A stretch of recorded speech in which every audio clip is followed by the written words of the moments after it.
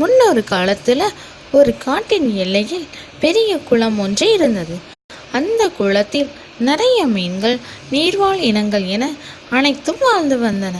அவற்றில் வாணி என்கிற மீனும் ராணி என்கிற மீனும் மற்றும் ஒரு முதலையும் நண்பர்களாக இருந்தார்கள்.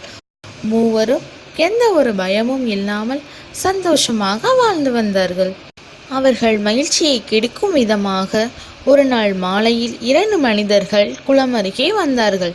அவர்களில் ஒருவன், இந்த குளத்தில் நிறைய மீன்கள் இருக்கிறதே, நாம் மீனாக காடு மேடு என்று அலைந்து வேட்டையாட வேண்டாம். பேசாம இங்கே நாளை வந்து வலையை விரிப்போம்.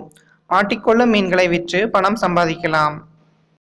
மற்றவனும், ஆஹா, அருமையான யோசனையாய் இருக்கிறதே என்றான். இவர்கள் பேசியதை புதரில் மறைவில் இருந்த முதலை கேட்டது.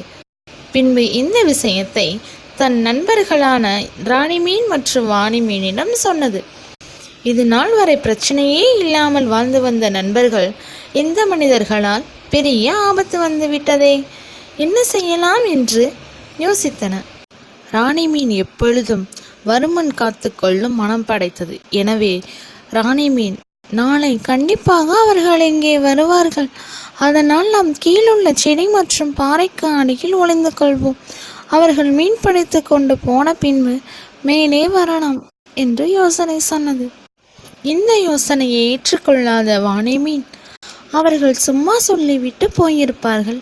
அவர்களாவது நம்மை பிடிப்பதாவது, நீ வீணாக பயப்படுகிறாய் என்றது. ராணி மீன் எவ்வளவோ சொல்லியும் வாணி மீன் கேட்கவே இல்லை. மறுநாள் காலையில் வாணி மீன் நீரின் மேற்பரப்பில் நீந்திக் கொண்டே, மீன் பிடிப்பதாக சொன்னவர்களை காணவில்லையே, சும்மா பேசியதை நம்பி ராணி மீன் கீழே ஒளிந்து கொண்டிருக்கிறது, என்ன ஒரு முட்டாள்தனம் என்று சொல்லிக்கொண்டது. சிறிது நேரத்தில் வலையை விரிப்பதாக சொன்ன இருவரும் பெரிய வலையுடன் குளத்திற்கு வந்தார்கள். பின்பு குளத்தில் இறங்கி வலையை வீசினார்கள். அந்த சமயம் நீரின் மேற்பரப்பில் இருந்த வாணி மீன் மற்ற மீன்களுடன் வலையில் மாட்டிக்கொண்டது.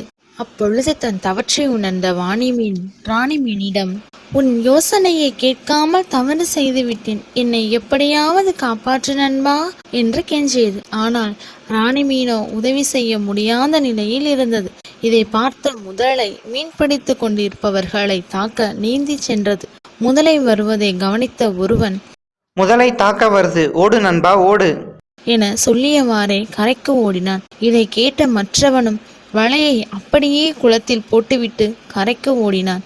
இதை பயன்படுத்தி கொண்ட வாணி மீன் வலையிலிருந்து தப்பியது. முதலையின் உதவியால் தப்பிய வாணி மீன் முதலைக்கு நன்றி சொன்னது. மேலும் ராணி மீனிடம் தன் தவறுக்காக மன்னிப்பு கேட்டது. இந்த கதையிலிருந்து என்ன தெரிஞ்சுக்கிட்டோம்னா, மற்றவர்களின் யோசனையை கேட்டு வருமுன் காப்பதே சிறந்தது.